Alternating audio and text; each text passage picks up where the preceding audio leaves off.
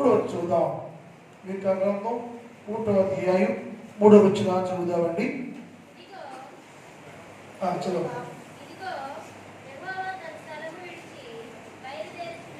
ఇదిగో యెహోవా తన స్థలమును విడిచి బయలుదేరుచు ఉన్నాడు.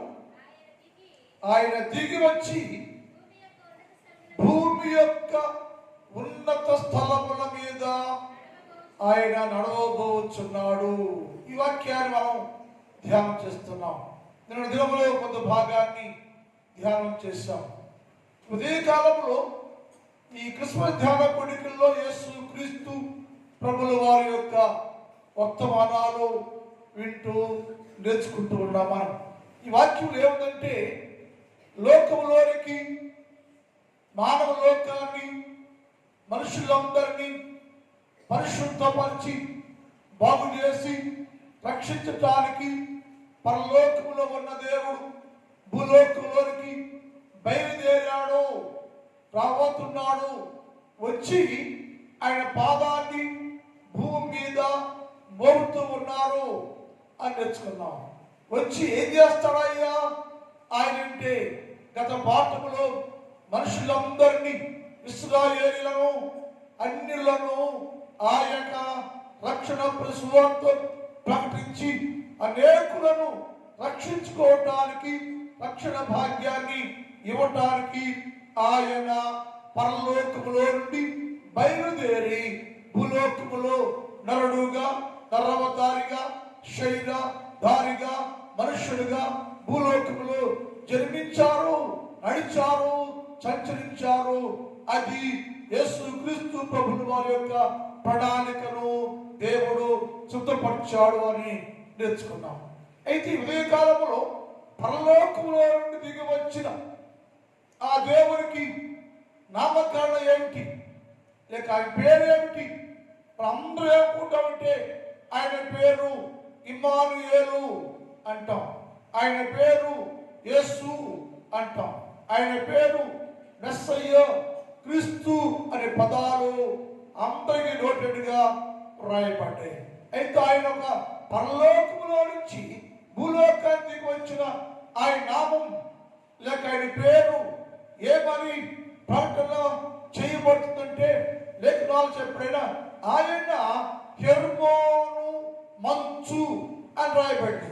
ఆయన పేరు హెర్మోను మంచు అని లేఖనాల్లో రాయబడి ఉంది. ఏంటయ్యా ఆయన పేరు? యేసు ప్రభు కదా, ఆయన పేరు ఇమ్మానుయేలు కదా. మంచు ఏంటి అంటే, బైబిల్లో ఆయన గురించి చాలా మర్మయుక్తమైన విషయాలు రాయబడి ఉన్నవి. ఏమిటంటే ఆయన పేరు అంట మంచు, హెర్మోను మంచు అని రాయబడింది. హెర్మోను మంచు అనగా ఆహారము, జీవాహారము, బతికించే ఆహారము, బలమిచ్చే ఆహారము. 4 గంటలు రాయబడ్డాయి. ఈ మంచు ఏం చేస్తుంది అంటే, ఆ మంచు గురించి ఇంకో 4 వచ్చిన అర్థాలు. 1, పరిశుద్ధపరుచుద్ది, ఫలింపజేస్తుంది, ప్రత్యేకపరుచుద్ది అని రాయబడింది. అంటే మంచు అంటే ఎవరయ్యా అంటే యేసుక్రీస్తు ప్రభుల వారే అని రాయబడింది. మంచు ఎక్కడ ఉంటుంది? భూమి కింద నుంచి వచ్చింది. మంచు భూమి కింద నుంచి వచ్చింది. అవునా? మంచు ఎక్కడ వచ్చింది? ఆకాశంలో నుండి వచ్చిన రాయబడి. అక్కడ ఆయన బయలుదేరాడు. ఎక్కడ బయలుదేరాడంటే పరలోకములో బయలుదేరి భూలోకంలోనికి వచ్చాం. ఎలా వచ్చావా అంటే మంచు వలే. పరలోకం బయలుదేరా మంచు భూమికి వచ్చేప్పటికి, భూమికి ఆకాశానికి మధ్యలో భూమి మీద మరలు ఉండేను, భూమి మీద మనుషులు ఉండేను, భూమి మీద దొరలందరూ ఉండేను. ఈ మనిషిని చెట్టుగా పోల్చలేసయ్యా. ప్రతి మనిషిని, మానవుడిని చెట్టుగా పోలిస్తే పరలోకంలో బయలుదేరిన ఆ మంచు అనబడే దేవుడు భూలోకంలో నివసిస్తున్న మనిషి అని నేను లేక మనము మనుషులందరూ భూమి మీద చెట్లు వలె, మ్రాలు వలె, వృక్షాల వలె ఉండి ఎండిన వారుగా ఉండరు.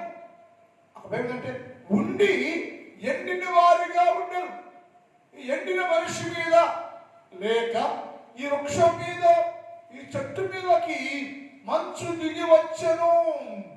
ఆ మంచు రాకముందు చెట్టు అనబడే మనిషి, చెట్టు అనబడే మనుషులు ఎండిపోయి ఉండెను, వాడిపోయి ఉండెను, చిగురు లేకుండా ఉండెను, ఫలము లేకుండా ఉండెను.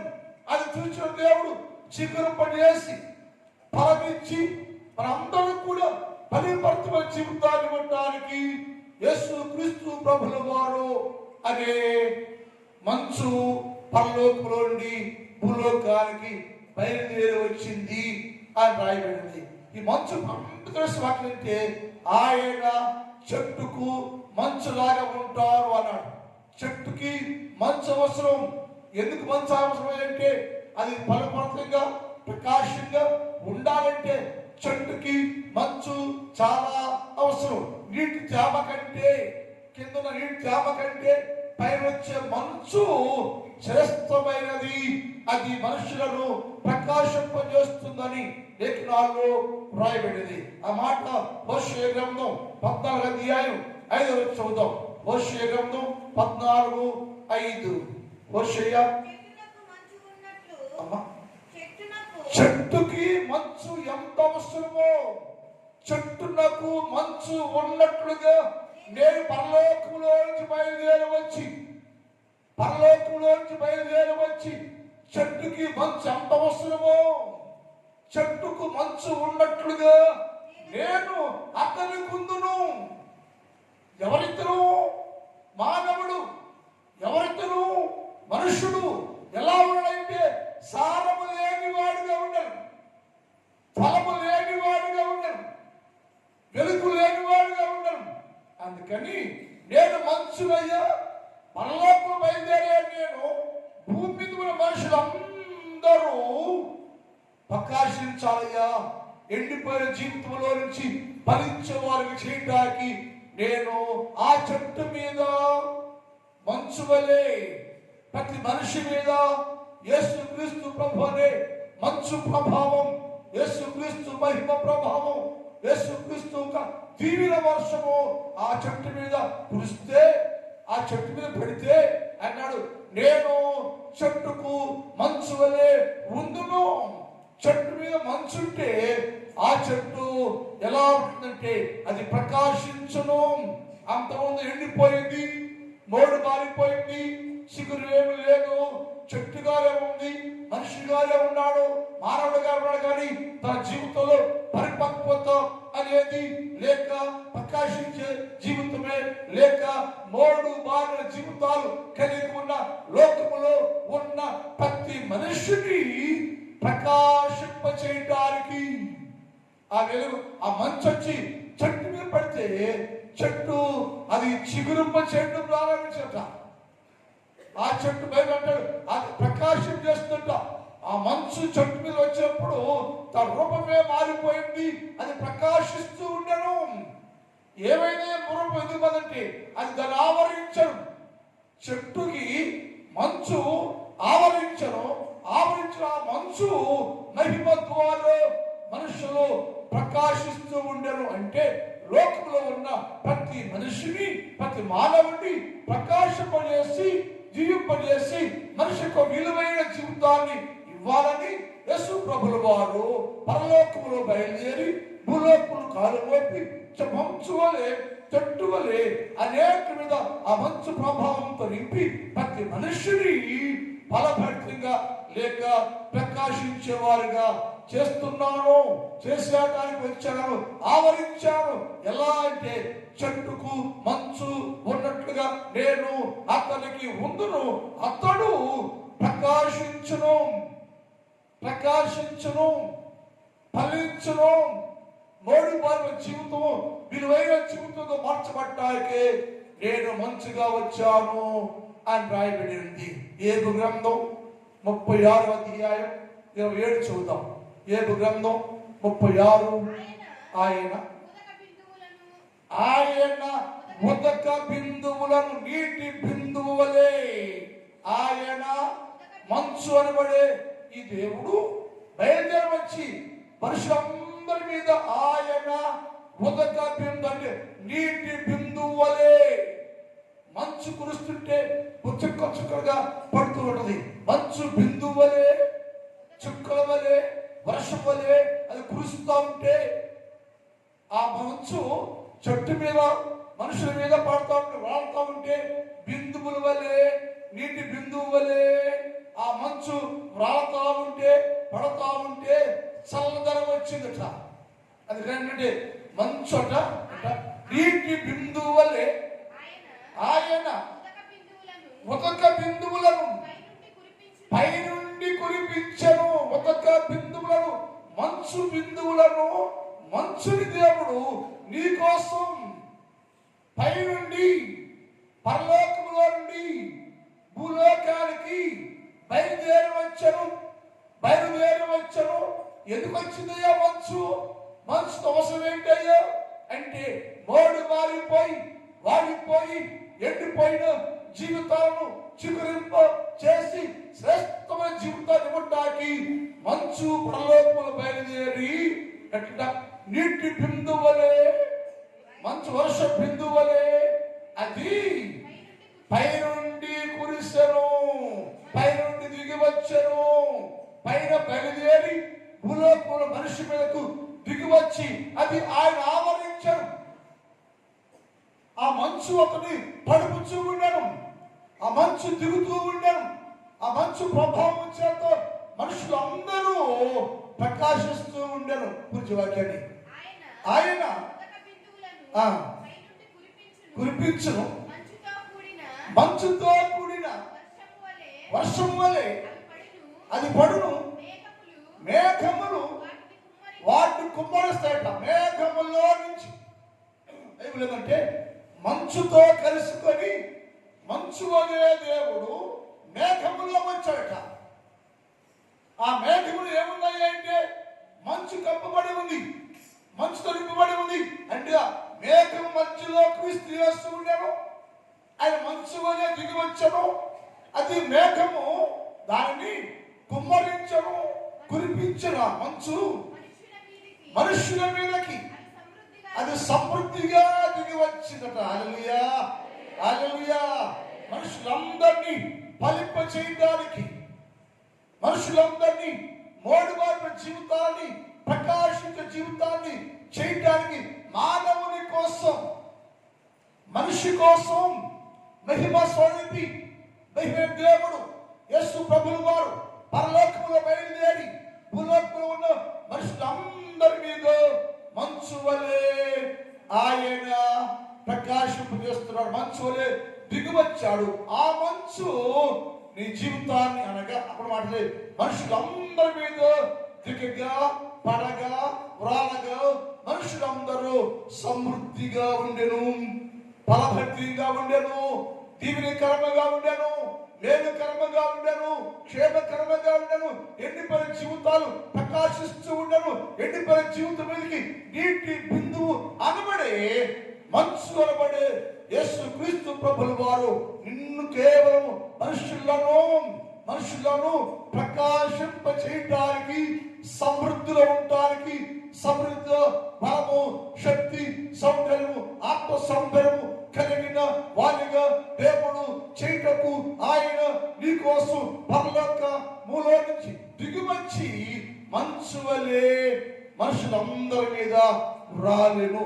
అందువలన మానవ లోకం మనుషులందరి రోజున ఈ క్రిస్మస్ ధ్యానాలు చేసుకుంటున్నావంటే, ఈ పండుగ చేసుకుంటున్నావంటే నా దేవుడు అయ్యో పరలోకంలో నుంచి బయలుదేరి వచ్చాడు, మంచు వచ్చాడు. ఎండిపోయిన నా జీవితం మీద మంచు ప్రకాశించింది. అది దానివల్ల నేను ఫలించాను, చిగురించాను.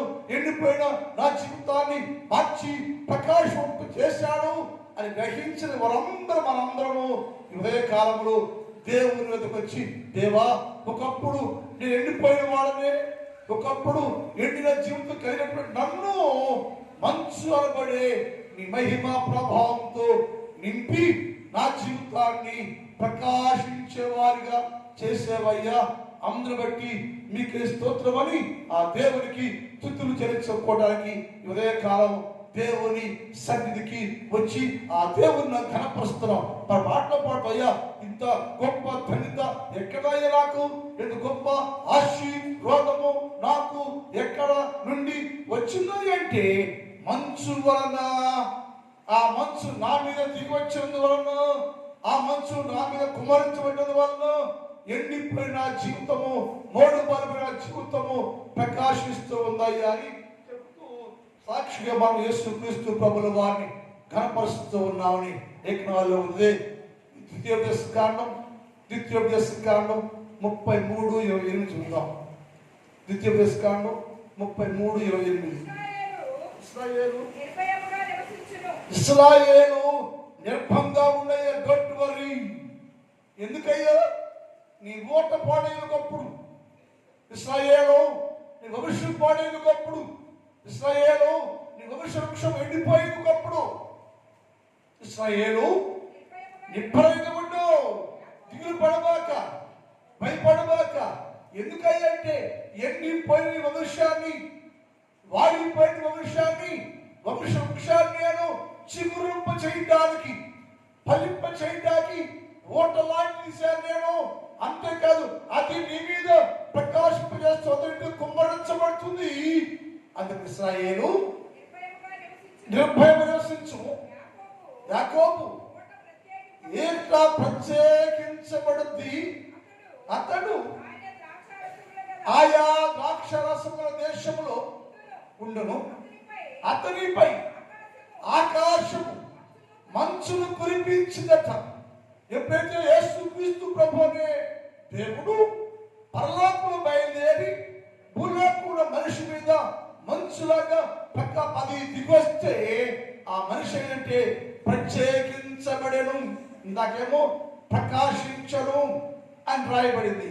ఇవన్నీ మంచు దిగి రాగానే, మంచు ఆవరించగానే అతను ఏమేమంటే ధాన్య ద్రాక్షరసము కలిగిన దేశం, అనగా సమృద్ధి అయిన దేశములో సమృద్ధిగా నీవు అన్ని కలిగిన వాడుగా, ఫలించేవాడుగా, ఫలమిచ్చేవాడుగా, ప్రకాశించేవాడుగా ఎలా ఉంటే, అంతేకాకుండా ఆ వర్షం మంచు అనే దేవుడు నీకు ఎలాంటి జీవితాన్ని ప్రసాదంగా, వరంగా ఇచ్చాడంటే ప్రత్యేకమైన జీవితము కలిగించకు.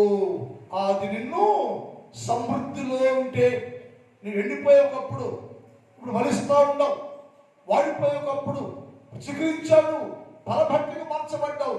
ఫలభక్తిగా మార్చబడుతూ ఉంటే నీకేమైతుందంటే ప్రత్యేక స్థానం. లోకంలో చూసేవారు ఇశ్రాయేలు ఎండిపోయావు కదా ఒకప్పుడు, మనుషుల వాక్యం లేక, రక్షణ లేక, వర్షం లేక ఎండిపోయావు కదా. ఎందుకయ్యా ఎంత చిగురించావు? ధాన్యము రాక్షసము కలిగిన స్థలములో, దేశంలో నీవు ఇంత సమృద్ధిగా ఉండడానికి కారణం ఏంటంటే పరలోకములో బయలుదేరి వచ్చిన యేసుక్రీస్తు ప్రభు అనే మంచు నన్ను ఆవరిస్తుంది కనుక, నా మీద ఉంది కాబట్టి నేను, నా కుటుంబము అన్ని విషయంలో ఫలభక్తిగా ఉన్నాము.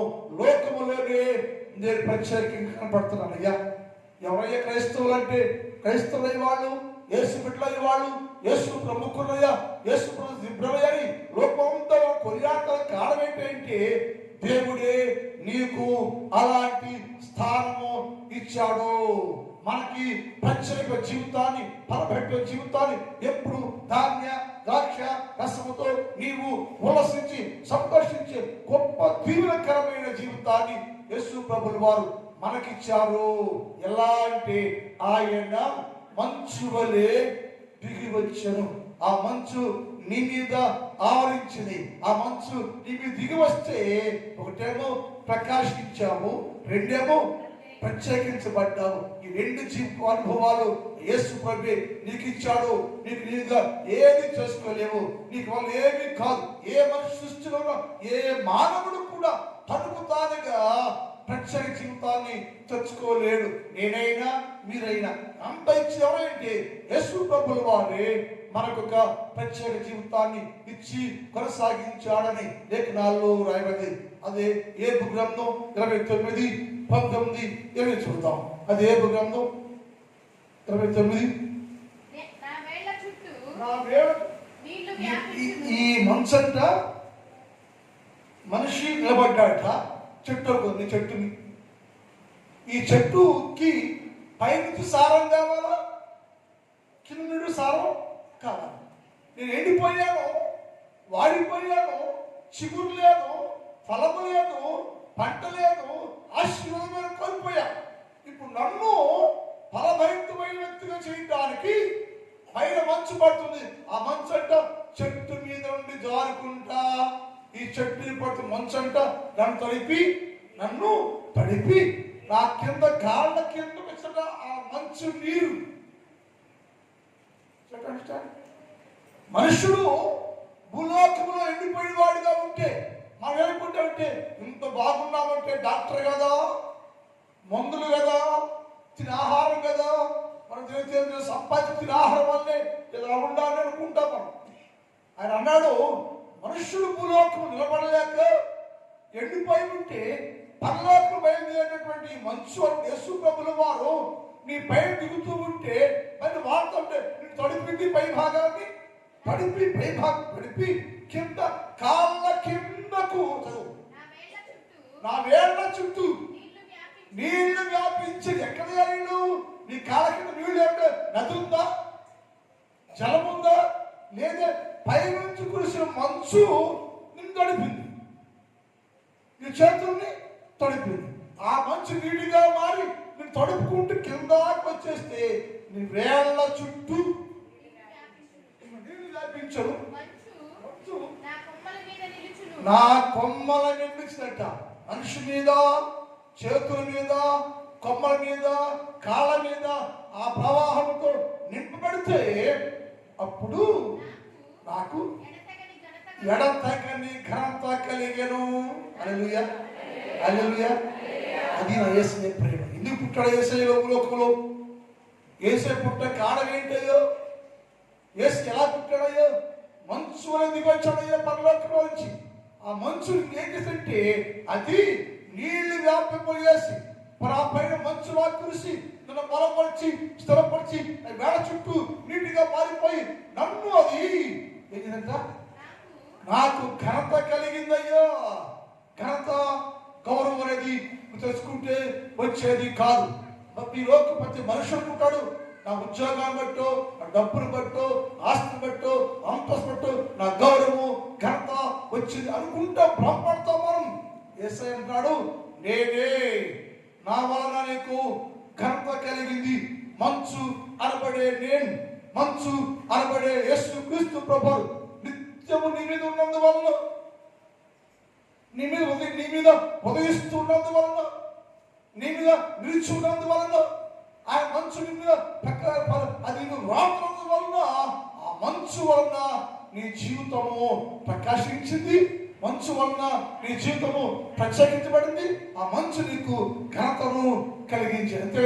ఎప్పుడైతే ఆ మంచు పొద్దాక నీ తల మీద, ఒంటి మీద, కాళ్ళ కింద నీ మీదే మంచు నిలిచి ఉన్నందువల్ల నీ రూపము, నీ స్వరూపము మారిపోయి నీవు కూడా మంచు అంతా తెల్లగా మారిపోయాను. ఎలా? నీవు కూడా పనికిరాని వృక్షం, ఎండిపోయిన చెట్టుది, ఎండిపోయిన వృక్షం ఇది, ఎండిపోయిన నా జీవితం మీదకి, నీ జీవితంలోకి యేసు ప్రభువు మంచు దిగి రాగానే ఆ నీ మీద నిల్చున్నందువలన యేసు క్రీస్తు ప్రభువు వారు అనే రక్షకుడు నీ మీద ఉదయించినందువలన అది ఆ మంచు నీ మీద ప్రకాశించడం వల్ల అది నీ మీద పనిచేస్తుంటే నీ స్వారూప్యం మారిపోయింది, నీ హృదయం మారిపోయింది, అంతరంగం మారిపోయింది, మనిషి రూపం మారిపోయింది. ఎలా అంటే నీవు కూడా మంచు వల్లే తెల్లని జీవితం కలిగి లోకంలో చూసే వారికి ఆశ్చర్యం కలిగిస్తావుదట. 110వ కీర్తన 3వ వచనం. 110వ కీర్తన 3వ వచనం. యుద్ధ సన్నద్ధమున నీ ప్రజలు హృదయపూర్వకంగా వచ్చారు. పెట్టొచ్చు మనం ఇక్కడికి యేసుని గణపరచుకుని ఎలా వచ్చావంటే హృదయపూర్వకంగా వచ్చి యేసయ్యో నా కొద్దిగా వచ్చావయ్యో, నా కొరకే నరుడుగా నరవతారిగా శరీర దారిగా భూలోకంలో నా కొరకు జరిగించవయ్యో, మంచులో వచ్చావయ్యో, నేను మహిమగా మార్చేసావయ్యా, నా జీవితాన్ని మార్చావయ్యా, నా స్థితి మార్చావయ్యా అని ఆ దేవుణ్ణి ఘనపరచుకోవడానికి చెల్లందరూ ఇష్టపూర్వకంగా వచ్చేదారు.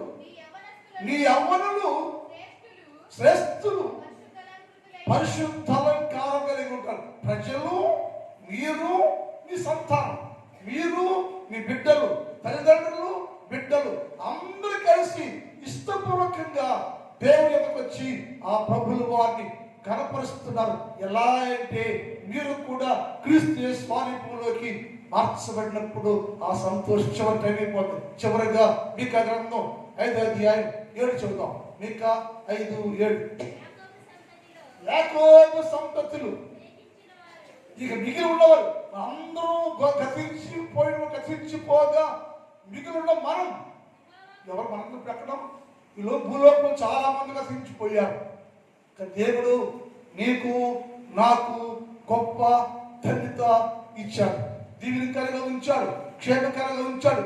మనం పండుగలో ప్రవేశించి ఈ పండుగ జరుపుకునే గొప్ప అవకాశాన్ని యేసు ప్రభు మనకి ఇచ్చాడు. ఆయన అన్నాడు, ఇశ్రాయేలీలలో శేషించిన వారు, మిగిలిపోయినటువంటి వారందరూ యెహోవా కురిపించు మంచు వలె మనుషులతో సంబంధం లేకుండాను, నరుల ఆలోచన లేకుండాను గట్టి మీద పడు మంచు వలె ఉంటాడట. ఎలా? ఏ మనుషుల వల్ల కాదు, మనిషి పవిత్రుడు అవుతాడు మనుషుల వల్ల కాదట. మనుషుల ప్రయోజనం లేకుండా, మనిషి ఆలోచన లేకోకుండా మనుషులు అందరూ ఏమైపోయారు అంటే ఎలా మార్చబట్టే మంచు వలె మారిపోయాను, తెల్లగా మారిపోయాను. ప్రత్యేక జీవితమే కాదు, ప్రకాశమే కాదు, ఎప్పుడు జీవితం పవిత్రంగా చేయబడింది.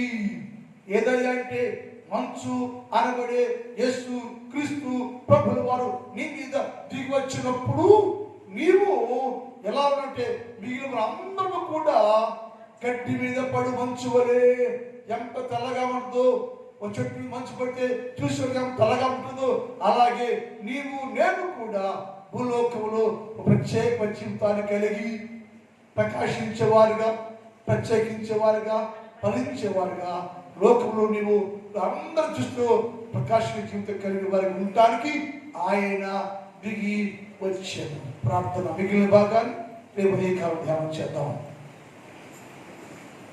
మా తండ్రి, నీ పాదములకు స్తోత్రాలు, నీకే మహిమయ్యా, నీకే మహిమయ్యా.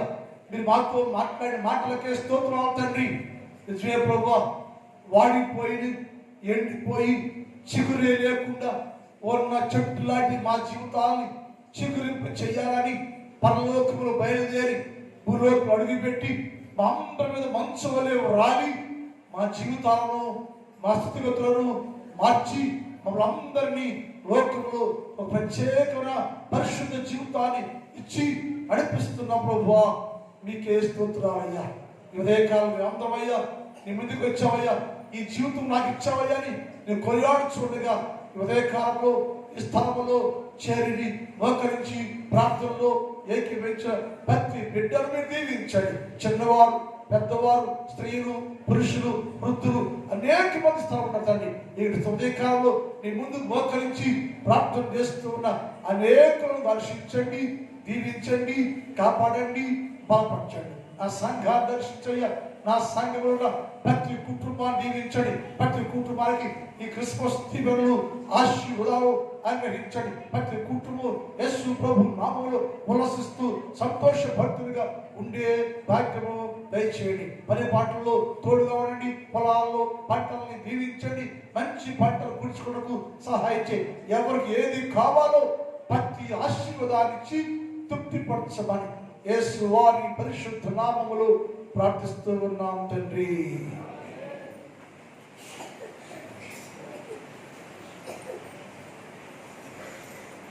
చెల్లు నిమిషం